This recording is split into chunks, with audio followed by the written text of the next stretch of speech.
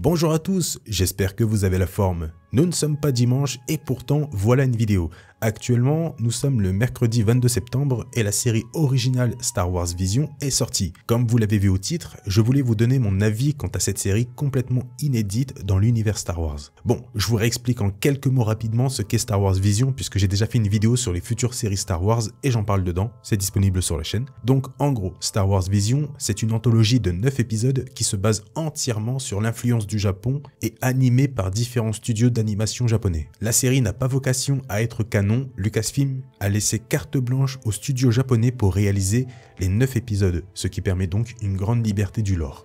Voilà, il faut savoir que j'ai vu tous les épisodes puisque Disney+ ont lâché toute la saison d'un coup. Moi personnellement, je suis totalement contre le binge-watching, mais bon, c'est pas le sujet. Quoi qu'il arrive, j'ai regardé vraiment tous les épisodes plusieurs fois, environ 3-4 fois pour ceux que j'ai appréciés. Alors, qu'est-ce que j'ai pensé de cette nouvelle série en quelques mots avant de m'avancer? Eh bien, comme je viens de l'annoncer sur Twitter, pour moi, et c'est mon avis personnel, Star Wars Vision est une série proche de l'excellent. Tout y est pour une série de qualité, du moins une série de ce genre. Ça ne sert à rien de vouloir comparer cette série à Mandalorian, à The Clone Wars, Rebels ou même au film. Ça n'a rien à voir, parce que je suis sûr de voir certaines personnes dire « Oui, regardez, la série fait mieux que ça, alors que c'est une série. » Voilà, on connaît cette manie de dévaloriser quelque chose pour en valoriser une autre, ça n'a rien à voir. Bref, chaque épisode possède un style bien à lui, avec des thèmes musicaux différents d'un épisode à un autre, une direction artistique elle aussi différente d'un épisode à un autre, un rythme différent et surtout des personnages atypiques. Et c'est ça qui fait l'énorme force de cette série. Grâce au genre anthologie, on a la possibilité de profiter de chaque épisode comme si on commençait une nouvelle série à chaque fois. Et avec Star Wars,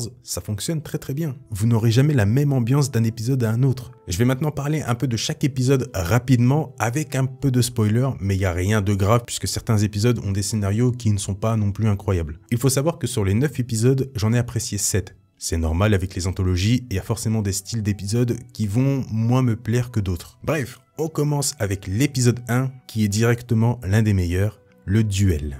La réalisation entière de cet épisode est un énorme hommage au cinéma d'Akira Kurosawa. C'est visible dès le départ par l'approche visuelle avec ce fameux filtre en noir et blanc, mais aussi la façon dont la mise en scène évolue. On suit dans cet épisode le Ronin, un ancien Sith accompagné de son droïde. Et pendant son voyage, il s'arrête à un village qui est malheureusement attaqué par une bande armée ayant l'apparence d'anciens Stormtroopers et cette bande est commandée principalement par une Sith que le Ronin confrontera. On est sur une direction artistique vraiment atypique, un mélange de 3D et de cel shading avec un filtre très sale qui renforce vraiment ce côté Kurosawa mélangé bien sûr au style d'animé japonais avec des traits noirs très visibles surtout au niveau de l'ombrage. Et le tout donne vraiment une ambiance, comme je l'ai dit, très sale, mais dans le bon sens du terme. L'épisode comporte un nombre de détails juste fou, du simple Dug qui pilote un drone espion impérial géant, de la façon dont la Sith enlève son manteau avec le vent en passant par les différentes perspectives qui renforcent vraiment l'action de certaines scènes. Et rien n'est laissé au hasard dans l'épisode. Bien sûr, le tout accompagné d'un thème vraiment sublime et d'ailleurs gros plus pour le sound design qui est totalement maîtrisé, mais surtout très familier puisque la plupart des sons dans tous les épisodes, vous allez les reconnaître. On peut entendre très souvent par exemple le bruit du sabre laser de Kylo Ren en passant par celui de Rey, le cri de Sidious, etc. Et je pense d'ailleurs que c'est voulu. Personnellement, je vois ça comme un message. Oui, on vous propose du Star Wars comme vous ne l'avez jamais vu, mais vous êtes tout de même en terrain connu. Ne vous inquiétez pas. D'ailleurs, dans tous les épisodes, il pose très souvent un contexte, il parle beaucoup des Jedi, des Sith, de l'Empire, de la République, séparatistes, etc. Vraiment, on n'est pas perdu. Et ça, c'est bien pour les personnes qui avaient une certaine crainte d'être totalement perdues. Ce n'est pas le cas. Bref, épisode 1, réalisé d'une main de maître. Je vais essayer d'aller un peu plus vite. Épisode 2, appelé Tatooine Rhapsody. Bon, clairement, c'est l'épisode que j'ai le moins aimé. Pas forcément parce qu'il est mauvais ou moins bien réalisé, mais parce que ce n'est pas du tout mon style. Là, on est vraiment dans l'animé japonais au niveau du genre. On retrouve en gros un padawan survivant qui tombe sur un hut et ensemble, ils décident avec d'autres de former un groupe de musique. Le scénario, clairement, dans cet épisode, il est pas fou. Mais cet épisode a aussi la particularité de mettre en scène Boba Fett. Je vous rassure, Boba n'a pas chanté. Je vais pas non plus vous raconter tout l'épisode parce que mon but c'est pas de tout vous spoiler, mais bon. Malgré ça, l'épisode possède aussi une direction artistique vraiment superbe, surtout au niveau de ses plans. Pour le coup, c'est très joli, mais ce n'est pas mon style de narration et de genre. À mes yeux, c'est clairement l'épisode le plus faible et le moins intéressant. Épisode 3, appelé Les Jumeaux. Là, dans le style, on est toujours dans un truc très animé, très shonen, mais avec une idée de départ plutôt cool. En gros, il y a 2 jumeaux qui ont été créés à l'aide du côté obscur, et ces 2 jumeaux sont chacun placés dans un destroyer relié par une sorte de super laser capable de détruire un système entier. C'est plutôt cool. Là, par contre, au niveau de la réalisation, on est en total contraste par rapport, par exemple, au premier épisode qui était plutôt lent, plutôt sale. Là, on a un truc survitaminé et très coloré. C'est vraiment le jour et la nuit. Et ça montre bien, encore une fois, que chaque épisode a son identité. Une chose très importante avec cet épisode, exit la logique. Le but est réellement de montrer du spectaculaire et rien d'autre. N'allez pas chercher de logique. Ils sont en total roue libre. C'est vraiment génial. La mise en scène du combat d'ailleurs entre le frère et la sœur représente vraiment bien la réalisation de l'épisode en général. C'est spectaculaire. Tout est plus gros, tout est abusé. Il y a un moment par exemple où la sœur prend un morceau de Crystal Kyber et se le plante dans la poitrine. Elle reçoit ensuite un gros power-up qui lui permet par exemple de changer la nature de ses sabres laser. Le frère lui de son côté réussit à allonger la lame de son sabre laser. Il fait passer son vaisseau en hyperespace alors qu'il est en dehors du vaisseau, etc. Bref, c'est complètement inimaginable et c'est totalement assumé puisque c'est le but. Et je pense que lorsqu'on a compris ça, clairement, c'est un réel plaisir à regarder. Épisode 4, nommé La mariée du village. On y retrouve en gros une Jedi en fuite qui décide de s'installer dans un village. Mais ce village est menacé par un chef de guerre qui a réussi à prendre le contrôle d'une armée de droïdes séparatistes. Pour que le village soit tranquille, une femme et son mari décident entre guillemets de se sacrifier et d'aller avec le chef de guerre pour qu'il puisse laisser le village tranquille. Là encore une fois, cet épisode marque un énorme contraste avec les précédents, surtout avec l'épisode 3. Exit le spectaculaire, on est vraiment dans un style très posé, très calme et presque harmonieux. Pour vous dire, il n'y a quasiment pas de combat dans l'épisode, à part à la fin, rapidement. L'épisode mise clairement tout dans sa narration, sa mise en scène et sa direction artistique, somptueuse. Ce que j'aime beaucoup avec l'épisode aussi, c'est tout le mystère autour de la Jedi. Pourquoi elle est là? Qu'est-ce qui lui est arrivé? L'épisode nous montre quelques brides de son passé, mais fait en sorte de ne pas trop en dévoiler. À toi d'imaginer ce qui aurait pu se passer. Et j'aime beaucoup d'ailleurs l'évolution de cette Jedi. Au début, on la voit fermée sur elle-même, elle se fait discrète pour échapper à son passé, mais à la fin, elle décide d'agir comme une vraie Jedi et affronte finalement son passé en arrêtant de se cacher. C'est classique, hein, mais efficace. Et d'ailleurs, le chara-design de la Jedi est vraiment classe. Tout est bien géré sur le personnage, sa tenue, son visage, sa coupe de cheveux et son sabre laser. En parlant du sabre laser, il possède le même bruit que celui de Rey et la même couleur. Une réalisation vraiment soignée qui mise sur autre chose que de l'action. Ça fait du bien. Et cet épisode montre bien que Star Wars Vision n'est pas juste là pour nous en mettre plein les yeux au niveau de l'action, des combats au sabre laser, etc.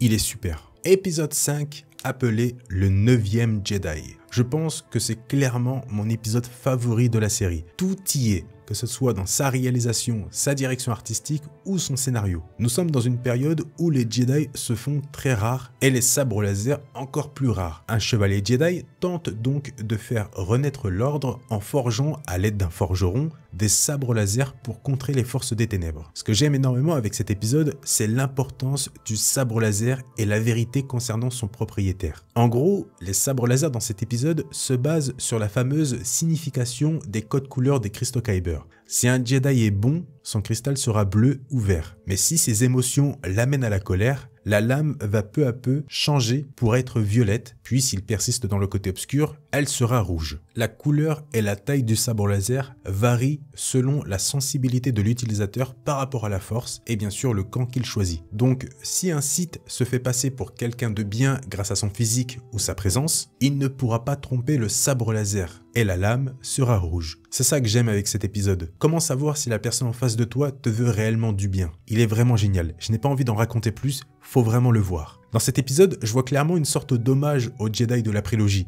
Ils ont été trompés par Palpatine via son apparence, ses fonctions et son aura, et l'épisode met en lumière que notre vision peut être trompée, comme les Jedi avec Palpatine, mais pas notre cœur. Le cœur est représenté dans l'épisode par le cristal Kyber du sabre laser. C'est comme ça que je le vois perso. Bref, un épisode génial, c'est mon préféré. Épisode 6, là c'est clairement le deuxième épisode que j'aime le moins. C'est vraiment pas mon style. En gros, on retrouve un garçon cybernétique qui fait énormément penser à Astro Boy. Et ce garçon veut découvrir la galaxie et surtout rêve de devenir un Jedi. Encore une fois, c'est très loin de mon style personnellement.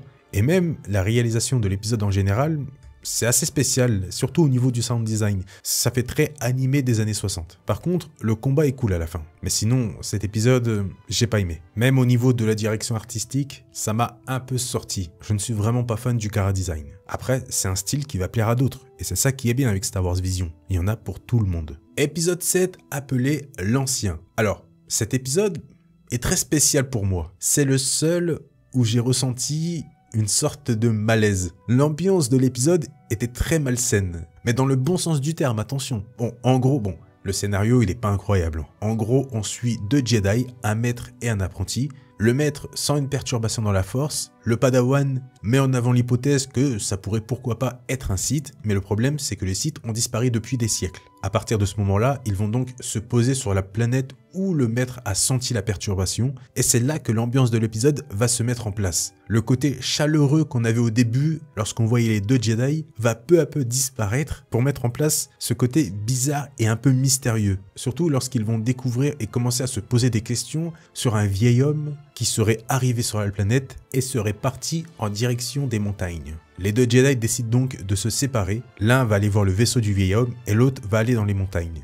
Et c'est là que le côté mal à l'aise commence vraiment à agir lorsque le maître découvre que le vieil homme est venu avec un vaisseau Sith. Et de son côté, le Padawan lui tombe sur une créature morte tuée à l'aide de sabres laser. Et c'est là que le vieillard apparaît. Et je pense que c'est vraiment son chara design qui m'a mis mal à l'aise. C'est bizarre de dire ça en fait, je sais pas pourquoi. Mais sa façon de parler, sa voix, ses petits yeux noirs, sa petite taille, ses os qui craquent lorsqu'il prend ses sabres laser. En plus, tout est amplifié avec l'atmosphère de l'épisode en général. Tout est très gris, très terne. Franchement, ça fonctionne tellement bien. J'étais complètement envoûté par l'épisode et son ambiance. En termes de mise en scène, je pense à mes yeux que c'est l'un des meilleurs, même si l'épisode 1 a mis la barre très haute. Certes, le scénario il n'est pas incroyable, mais la mise en scène est folle. Je ne sais pas pourquoi, mais il y a vraiment un truc spécial avec cet épisode. J'ai adoré. Et puis d'ailleurs, la chorégraphie au sabre laser, rien à dire. Épisode 8, nommé Lop et Ocho. Celui-là, je n'ai pas envie de réellement m'étendre dessus parce que je veux absolument que tout le monde le voit. Visuellement, c'est l'épisode le plus abouti de la série. Il est somptueux et va décrocher un énorme sourire aux fans des films du studio Ghibli. Artistiquement, c'est une bombe visuelle. Tous les plans, et je dis bien tous les plans, sont travaillés et magnifiques. Même le scénario, simpliste, mais plutôt cool, notamment sur l'histoire autour de l'héritage d'un sabre laser dans une famille qui se le passe de génération en génération. Je ne sais pas si c'est voulu, mais il reprend exactement la thématique de l'épisode 9 sur l'héritage du sang. D'ailleurs, lorsqu'un des personnages aborde le sujet de l'héritage, il dit une phrase très similaire à celle de Luke dans le 9. En gros, l'héritage, c'est bien au-delà du sang et du nom. Bref, je vous en dis trop, allez voir cette merveille. Et gros plus pour le combat de fin qui est vraiment beau et émouvant. Dernier épisode appelé Akakiri. On y retrouve un Jedi qui revient des années après pour aider une femme à libérer sa famille et son royaume des mains d'une Sith. Alors cet épisode est sûrement le plus atypique visuellement. On est dans un style de dessin vraiment simpliste avec des proportions très bizarres, mais qui possède un charme. Visuellement, je trouve que c'est très mature et très détaillé dans certaines expressions du visage. Par contre, en termes d'animation, c'est un 10 sur 10. Les combats au sabre laser sont vraiment jouissifs. On sent par moments la lourdeur de la lame. C'est très détaillé au niveau des déplacements, du jeu de jambes qu'ils ont pendant le combat, la manière dont le Jedi tient son sabre laser à deux mains et frappe. L'animation est vraiment très belle, mais en même temps un peu saccadée, ce qui permet de vraiment voir tous les mouvements. Mais une autre raison du pourquoi j'ai adoré l'épisode, c'est un peu cette impression de revoir une version revisitée et plus poétique de l'histoire d'Anakin avec Padmé et Palpatine. En gros, bon, un spoiler, je l'ai dit au début, mais en gros, le Jedi est touché par des visions horribles sans explication. Il est amoureux de la femme, mais à cause de l'influence de la Sith, le Jedi tue sans le vouloir la femme. La Sith lui propose donc en gros de la rejoindre et grâce au pouvoir du côté obscur, il pourra redonner la vie à la femme. Il accepte et devient finalement l'apprenti de la Sith, mais parvient tout de même à redonner la vie à la femme. Pour moi, je vois vraiment une version plus poétique et revisitée de l'histoire d'Anakin. C'est une histoire vraiment très belle et même visuellement, malgré ce style atypique, eh bien, c'est très joli dans son genre et surtout, encore une fois, l'animation. Voilà pour Star Wars Vision, une réelle réussite pour une première fois. Tout, bien sûr, n'est pas parfait, comme je l'ai évoqué plusieurs fois dans la vidéo, les scénarios par moments, surtout le scénario de l'épisode 2 et de l'épisode 6, ce n'est pas ce qu'il y a de plus passionnant. Quoi qu'il arrive, j'ai adoré personnellement la série en général et j'espère de tout cœur une saison 2. Toujours sous la forme anthologie. Ça marche très bien pour Star Wars. Et j'applaudis le fait de ne pas avoir utilisé des personnages connus pour ramener des gens sur la série. Bon, il y a Boba Fett, mais bon, il n'est pas sur l'épisode le plus exceptionnel. Bref, merci à tous d'avoir regardé la vidéo jusqu'à là. J'espère que cette dernière vous a plu. Pensez au petit pouce bleu, c'est très important comme d'habitude, je compte vraiment sur vous. Et surtout le commentaire pour me dire ce que vous avez pensé de cette série. Ne soyez pas timide. Je vous souhaite à tous une très bonne journée ou une très bonne soirée. Prenez soin de vous et à la prochaine.